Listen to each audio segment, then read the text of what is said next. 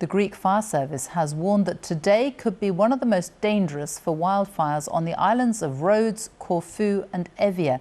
But it's by no means just Greece that's being affected by these wildfires. The heatwave shows no sign of letting up across the Mediterranean.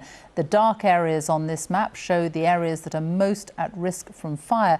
Here in Portugal, firefighters and local residents battle through the night to save homes near Lisbon. And in Italy, this woman in Sicily had a terrifying drive through the flames near Palermo, where a couple in their 70s were found dead in their burnt-out holiday home. Wildfires are still raging tonight in countries around the Mediterranean, destroying properties and threatening yet more lives, with extreme heat and tinderbox conditions gripping huge swathes of southern Europe and northern Africa. Emergency services in several countries have already been fighting the flames for days. At least 34 people have died in Algeria, with fires spreading from there into Tunisia. And the wildfires are continuing in several areas of Greece. Tonight, a state of emergency has been declared for the entire island of Rhodes, where 10,000 British holidaymakers had to flee the flames. From there, our senior international correspondent, John Irvine, has the latest. The mountaintop fire looked like a warning beacon of old, and who knows, perhaps it was one from nature.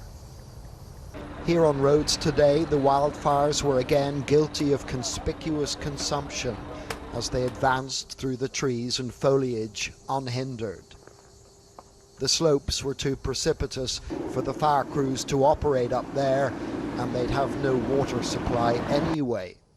So they had to wait for the fires to reach them, which they eventually did, threatening to make impassable the roads that cut through the valleys here. But waiting allows the flames to be wildly unpredictable, and efforts to protect villages backfired somewhat overnight when the community of Gennady was in the gravest of danger. It was as close to going up in smoke as you can get, and were it not for a Herculean effort by the emergency services and volunteers, then it probably would have. The battle to save the place went on this morning, but save it they did. Manolis is one of the volunteer firemen sorely tested by events on this island. It's like living through a nightmare, because you're seeing the places you grew up in burn down, and we don't have nearly enough help, he said. Today, a wind shift saw the fires retreat from the east coast, destroying much of what they'd missed on their way here. Human beings aren't the only residents who'll be hoping the flames go away, along with the heat wave that sustained them, but that has not happened yet. Over the last fortnight, at least 50 new wildfires have broken out across Greece each and every day. That means the emergency services have had to battle more than 700 fires during this crisis. From where I'm standing on the island of Rhodes right now, I can count 5 new fires.